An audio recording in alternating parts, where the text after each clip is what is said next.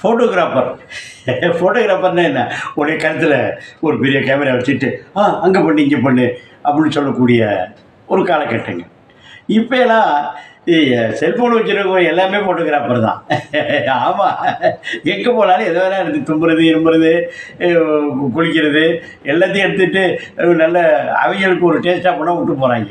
இப்படி ஒரு சூழ்நிலையில் ஒரு இளைஞர், அப்பா ஒரு மிகப்பெரிய பிஸ்னஸ்மேன், இண்டஸ்ட்ரியலிஸ்ட்டு, அம்மா ஒரு நல்ல ஒரு குடும்ப பாங்கான பெண்மணி, பிள்ளை மேலே ஒரு அளவு கடந்த அன்பு. அளவு கடந்த அன்புன்னா அளவையும் தாண்டி உள்ள ஒரு அன்பு. அதுபோல் அவர் ஒரு பெண்ணை காதலிக்கிறார். அந்த காதலிக்கிற பெண்ணும் உயிரை விட தயாராக இருக்கிறார். அவருக்கு ஒரு நண்பர் கருணாகரன். அவர் அதை விட என்ன அன்பு மேலே நட்பு மேலே ரொம்ப ஆழமாக இருக்கிறாரு.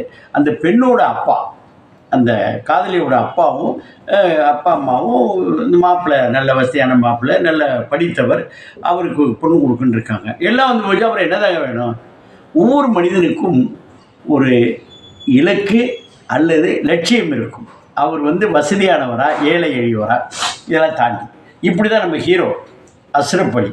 ஆமாங்க, அவர் அடிப்படையில் ஒரு பைலட்னு சொல்கிறாங்க. இருந்தாலும் அவர் கலை மீதும் திரையுலகம் மீதும் மிக தீராத ஆசையும் ஆர்வம் உள்ளவர். அவர் என்ன செய்கிறாரு, அவர் ஏதேனும் அப்பா கேட்குறாரு, ஏப்பா நீ யூஜி படிக்கணும்னு விருப்பப்பட்ட படிப்பை கேட்டால் கொடுத்தாச்சு.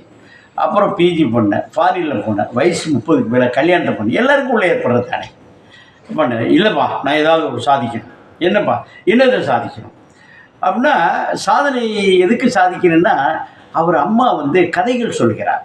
அவங்க அம்மாவுடைய அப்பா சொன்ன கதைகள் தனக்கு சில மெருகேற்றி பிள்ளைக்கு சொல்கிறார். அது பெரிய கற்பனை உலகத்துக்கு கொண்டு போகுது. இப்போ சாதாரண கண்ணிமைக்கு நேரத்திலேயே காடுகள் இருக்குது பாருங்கள், பல சேஞ்சஸ் வந்து கொடுத்தோம். அதுபோல் மனிதனால் வந்து கால் வைக்காத இடங்கள் என்று பல இடங்கள் இருக்குன்னு உலகத்திலேயே. அண்டார்டிகாவில் பல இடங்கள் இருக்குதுன்னா நிலவில் வைக்காததே வச்சுட்டாங்க, இதிலே இருக்குது. இப்போ குணா குகை போன்ற இடங்கள்ல அங்கே போனால் யாரும் வர்றதில்லை. 10 பேர் செத்துவிட்டான், 20 பேர் செத்துவிட்டான்னு சொல்கிறாங்க. அந்த மாதிரி ஒரு இடங்கள், இது மாதிரி இடங்களில் போய் ஃபோட்டோகிராஃபி பண்ணோம். அது வந்து அதில் உண்மையே இல்லாமல் வியூ பண்ணணுன்னு போகிறாரு. அந்த வனத்திற்குள் போகும்பொழுது இன்னொரு குரூப் அந்த வனத்தை வந்து தவறான வழியிலையும், அது ரொம்ப சட்டத்துக்கு புறம்பான வழியில் கஞ்சா சாகுபடி பண்ணுற குரூப்புகள் இருக்குது. அதாவது ஊரில் ஒரு நாய் போயிட்டுருக்கோம், இன்னொரு நாய் இந்த நாய் எதுக்கு வந்திருக்குன்னே இந்த நாய்க்கு இருக்கிற நாய்க்கு தெரியாது. அது கிட்ட போகும், 2 வந்துட்டு போயிட்டே இருக்கும். இதுபோல் அங்கே வந்து இந்த கஞ்சா சாகுபடி பண்ணக்கூடிய மனிதன் இவன் வந்து நம்மளை இழுத்து விட்டுற போகிறாயா அப்படின்னா, அவனை கொள்வதற்கு இவங்க போக அவங்களே செத்து போயிட்டான். அந்த காட்டில் வந்து பல்வேறு அதிசயங்கள், அந்த மலை அழகு, மர்மங்கள் எல்லாம் நடந்துக்கிட்டு இருக்கு. இதை வந்து கேமராக்குள்ளே பிடிச்சிட்டே வர்றார், அந்த ஹீரோ பிடிச்சிட்டே வர்றார்.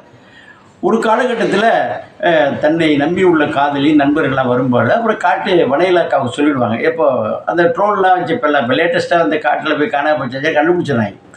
அப்படி கண்டுபிடிச்சி இங்கேருந்து வரும்பொழுது அந்த ஹீரோவோட அம்மாவுக்கு வந்து ஒரு நோய். இந்த 40 வயது வந்து விட்டால் ஒரு 70 வயது தோற்றமும் நடவடிக்கையும் அந்த உடல் சுருங்குதெல்லாம் போயிடுது.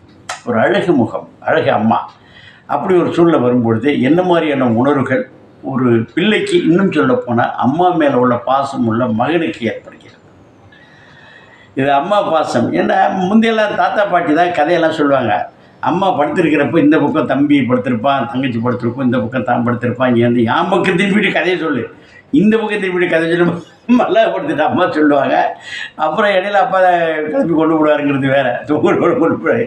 இப்படியெல்லாம் இருக்கும் பொழுது அந்த நடவடிக்கைகள் எப்படியெல்லாம் இருக்குங்கிறத அந்த பிஞ்சு உள்ளத்தில் பதிய வச்சுருக்கேன்.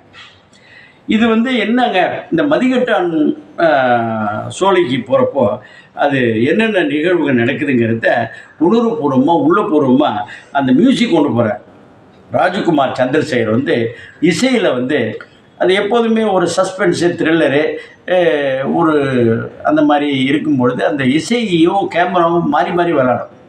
இந்த விளையாட்டை விளையாடியிருக்காங்க. பச்சை பிள்ளைகள், சிறு பிள்ளைகள், இன்னும் குடும்பத்தோட வளரும் பிள்ளைகள் இருக்கிற பட்சத்தில் குடும்பத்தோடு அழைச்சிக்கிட்டு இந்த வாரத்துக்கு ஏதேனும் படம் போகணும் முடிவு பண்ணிங்கன்னா இந்த திரைப்படத்துக்கு போகிறேன்.